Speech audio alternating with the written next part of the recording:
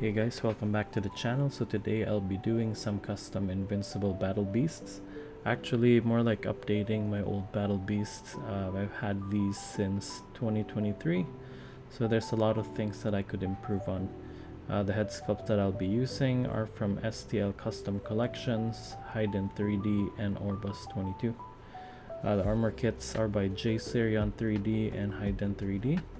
The flexible kits were printed using Resi1 F80, and the head sculpts are SP64 plus TH72 to add a bit of flexibility to the braids. Luckily I had some flexible parts painted from way back. I just never had the chance to use them. So one thing that I did wrong back then as well was using Rust-Oleum clear coats, so it's like a hardware store brand. And it sprays pretty thick, and in the long run it turns pretty tacky, especially when exposed to display lights. So I'm fixing that one.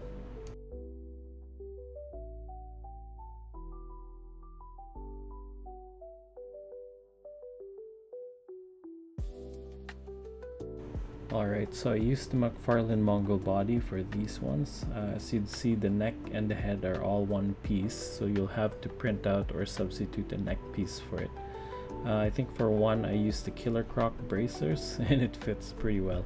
Now I'm just trimming the joints. The material they use for this Mongol body turns pretty soft, especially when heated up with a heat gun, so it was pretty easy carving it out.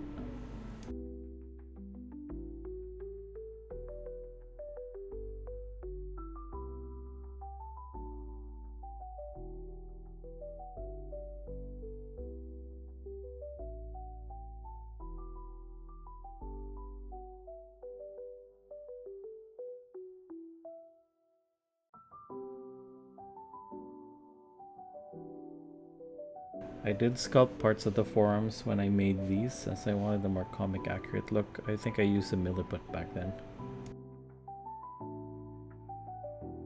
The elbows are not double jointed, so it was much easier to trim it.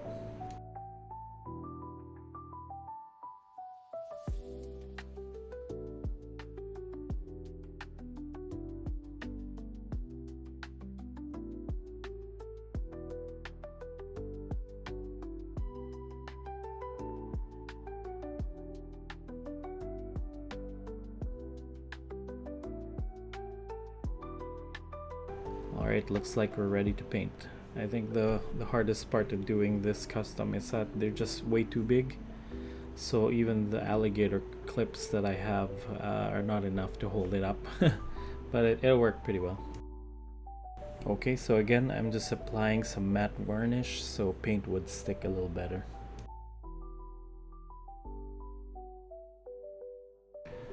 I'm just using some painter's tape to make airbrushing easier. I'm trying to save the gold parts since it will be a hassle to do them later on. Painter's tape sometimes don't work too well since they don't stick too much, but sometimes that's what you want, since if it sticks too well then it peels off some paint, so keep that in mind.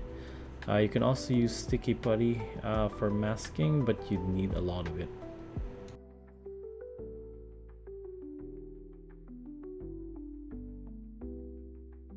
Masking all of these are quite tasky, but it was also quite relaxing. Alright, so now I am applying the base red coat before I apply the metallic red. This makes it more like a candy red afterwards. So I'm using the golden SoFlat Pyrrole red.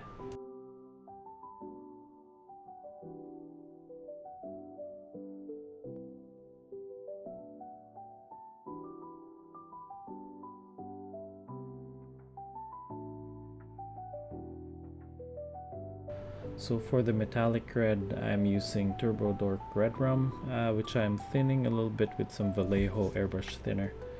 Definitely check out their paints. Their blue and purple are also amazing. So for this one I applied about maybe 2 layers of the Turbodork Redrum. I think before this one, the more metallic red looking paint, I did use a glossy black, then gold, and then the Turbodork Redrum. This time I'm just doing it differently since I wanted the candy red, so I did the red base coat first.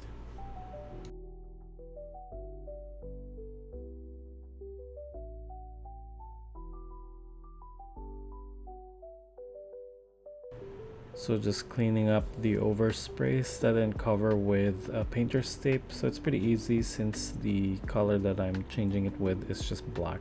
So not too bad.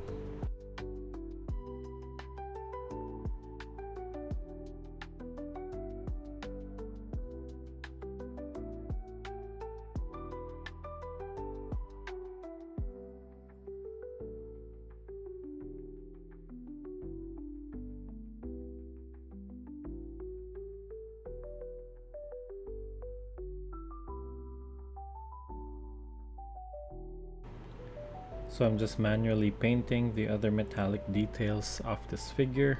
So again, try and use black, more preferably a glossy black as the undercoat for most like gold and chrome or silver. Unfortunately for me, I'm using the golden SoFlat, so it's a matte black, but it works for me as well.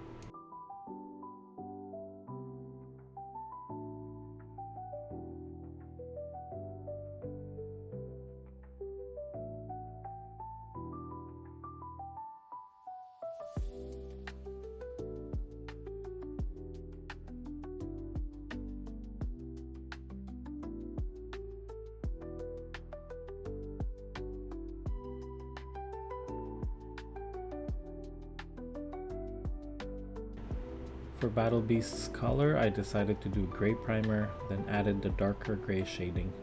I then afterwards mixed gray and some flesh color to have a more beige looking coat for a Battle Beast.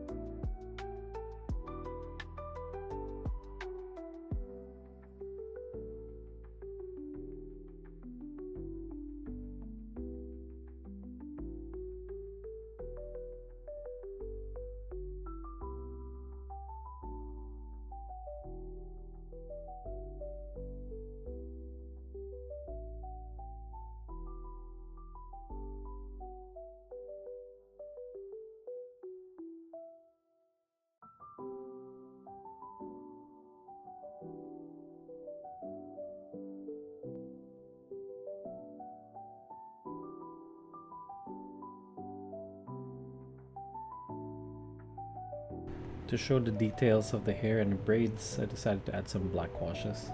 I think for this one I used the Citadel Nuln Oil.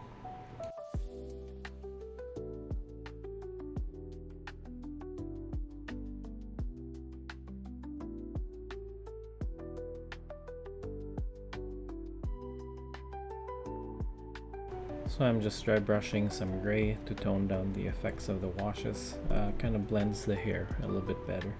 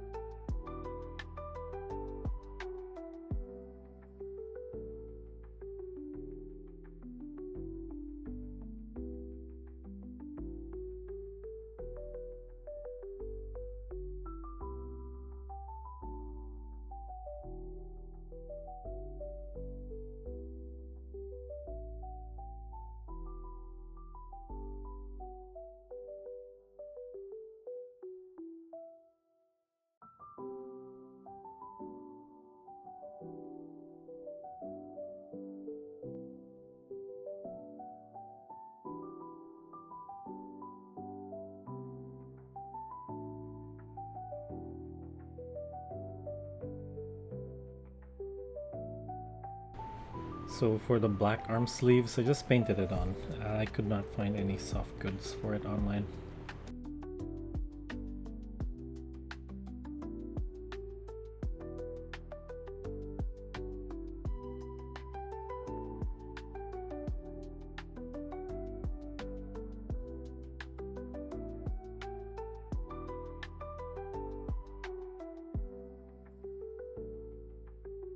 So just adding some watered down washes to the face to add more depth to it. So I used the Rakeland Flesh Shade on the grooves and the wrinkles.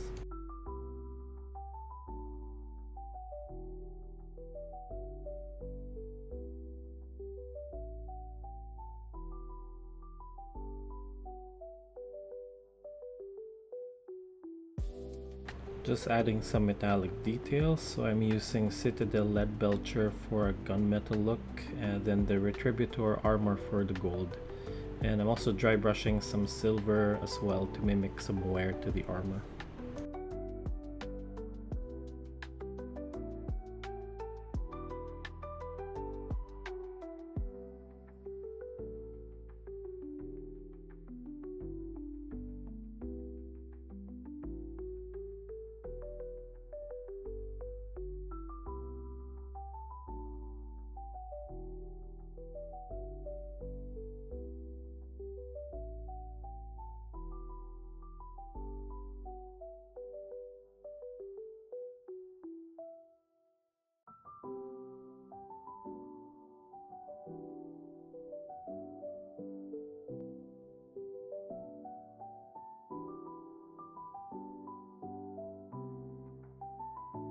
I've decided very last minute to do a bloodied version since I have two figures. So I used the Citadel Blood Angels Red and using a thick brush to do some blood splattering effects.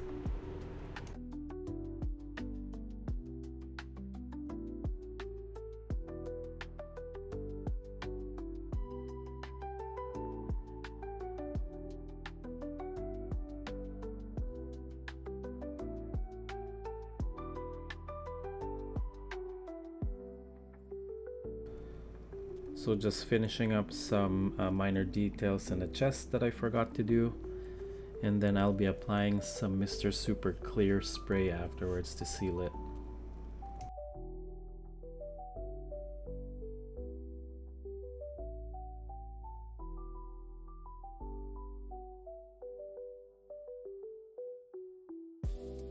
I left the clear coat to dry and cure overnight, and now I'm ready to put the figure together.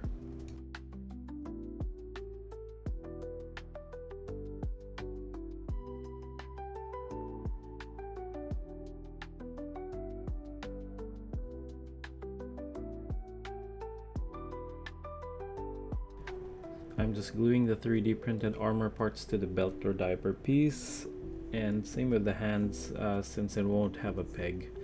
Unfortunately, the Mongol joints don't work like the regular sized figures.